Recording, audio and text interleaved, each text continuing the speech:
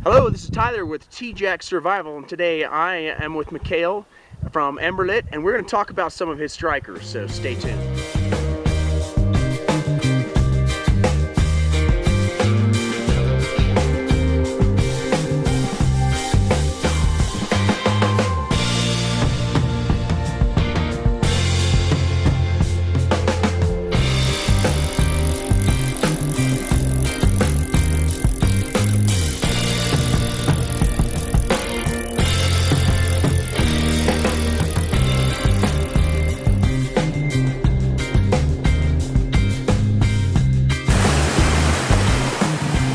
This is Tyler from T-Jack Survival. Today I have with me Mikhail from Emberlit. We have some of his strikers. This one is my favorite. This thing is awesome. I end up using it all the time. And I found a piece of quartz that we're going to use and show you guys how to come up with some fire with just this piece of metal and a rock. We've all got the ferro rods, we've got our lighters and matches and everything like that, but there's another really fun way to start a fire, and that's with traditional flint and steel. This is a skill that goes back as long as man has been using iron, and the only difference today is we got very high quality steel and we have a lot of really fun shapes. This is the wolf right here, got about a dozen other shapes. It just makes it a very entertaining way to break the ice around camp. If you manage to start a fire with one of these, everybody else has got to acknowledge your dominance. It's just a great way to practice an old skill, and it is surprisingly reliable, which we're going to show here in just a second.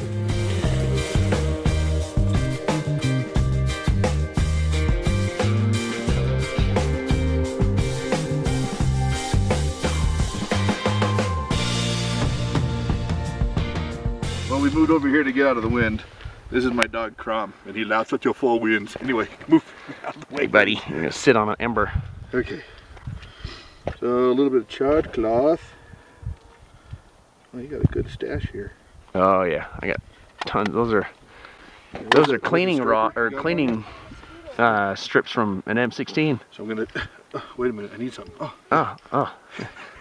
You can't do that with your finger. Come on, No. Real men can just start fire with their finger. My- You're growing all the kindling you could ever need. Exactly. So let's get this thing lit real quick. And what I'm gonna do is, I like to angle the edge of the stone upwards because it tends to bounce the sparks that way into the char cloth, which is what I want. So Get a little simmer up on that. ready?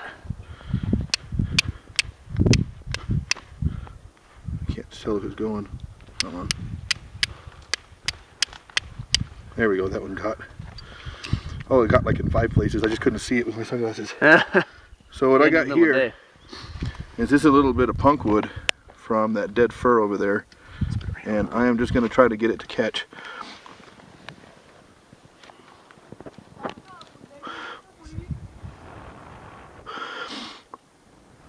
Now it's not as good as the punk wood that I would get out of a cottonwood. This is coming out of a spruce, I think, over there. But this piece of wood is now going to smolder for a long time, and it's a great way. See, I mean, you know, the char cloth is already used up. That's the wood smoking, and it's just stuck to it. So you can get off. There we go. So I got a real good healthy coal there with this punk wood, which is just dry rotted wood. And you know, obviously some is better than others. Like I said, I prefer cottonwood, but this gives me a way to extend, you know, essentially extend that coal, so I can use it to light my fire.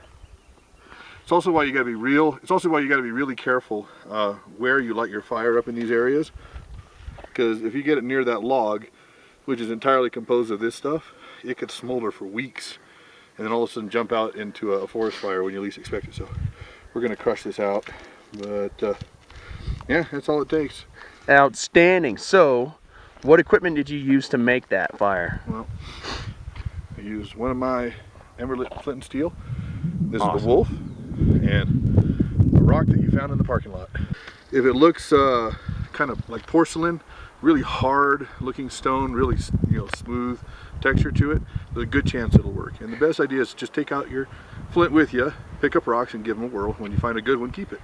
But the idea is the rock has to be harder than the steel because it is actually scraping off little micro shavings of metal, which when they hit the air they just burst into flame because they're so small they mix with oxygen almost immediately.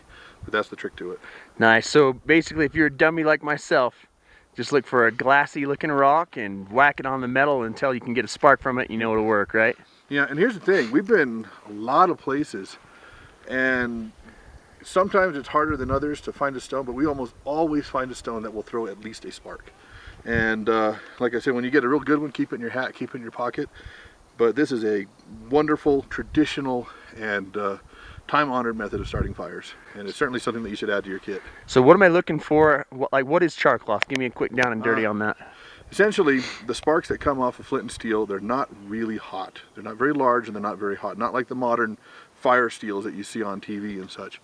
So you need plant material like cotton, cotton cloth, or cattail or other spongy plant materials or cloth. Old stinky wool socks, maybe? No, wool won't work. It has to Oh, be, really?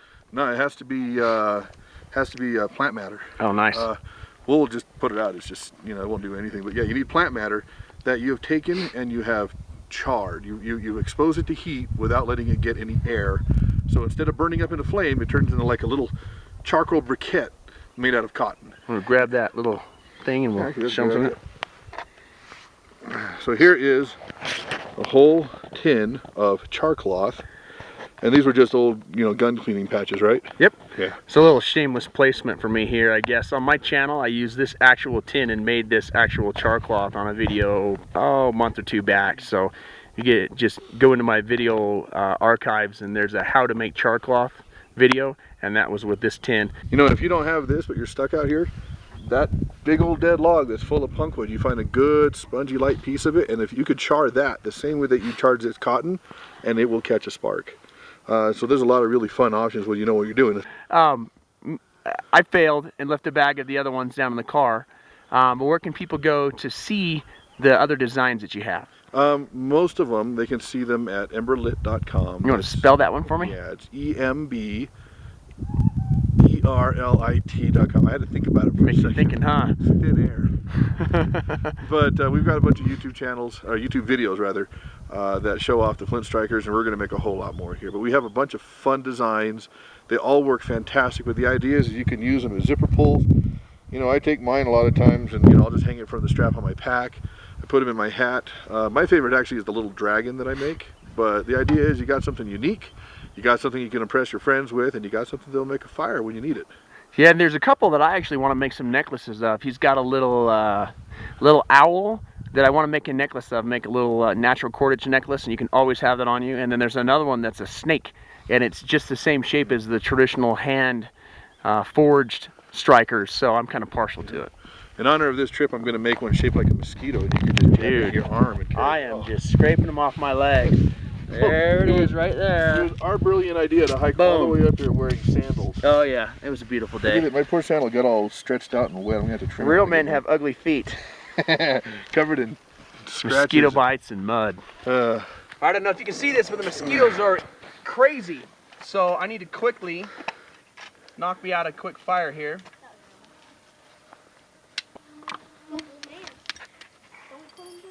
Bam!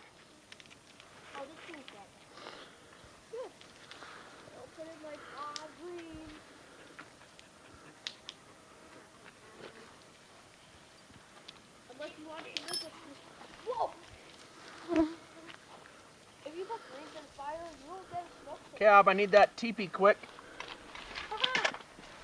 Here you go. Make a teepee right there.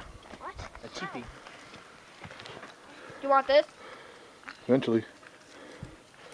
Help her make a little teepee, Kahu. Huh? Help her make a little teepee. TP. I make it like this. Put this one. Up there so it'll hold that one. Oh, she's burning me. Okay. Look at my dinosaur tooth. Look at my dinosaur tooth. Yeah. We're gonna use it. There we go. Watch out. Watch out, it's on fire! Okay, I need more of this dry stuff and this teepee stuff, like, quickly.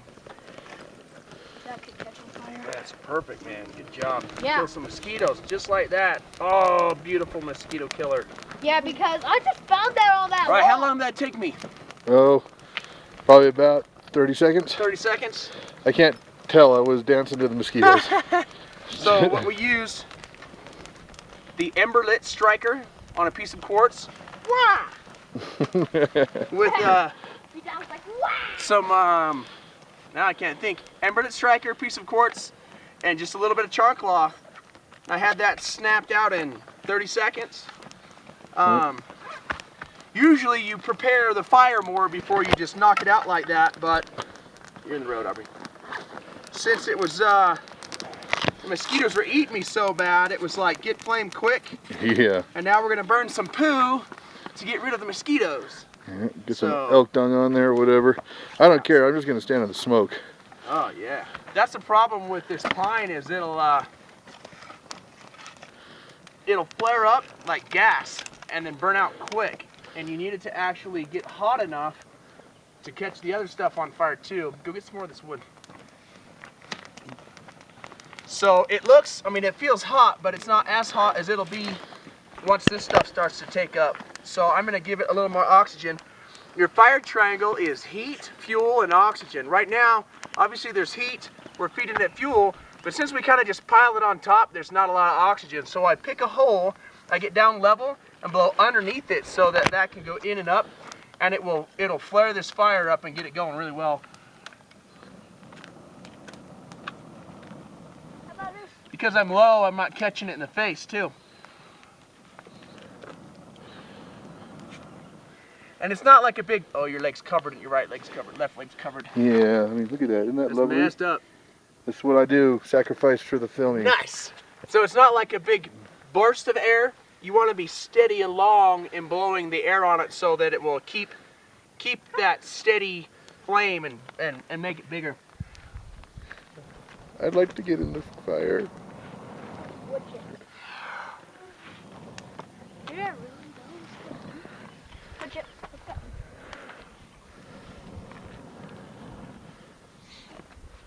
Some guy on Facebook named me Sid the Fire God from Ice Age. I thought that was hilarious. That was awesome. I shoot the fire dog. So, boo-ha, fire, boo-ha. All right, get a little more. We need more wood, guys. On it, like Skeeters on McHale. They're on your leg now is where they're at. Let me see this real quick. Okay, I will switch.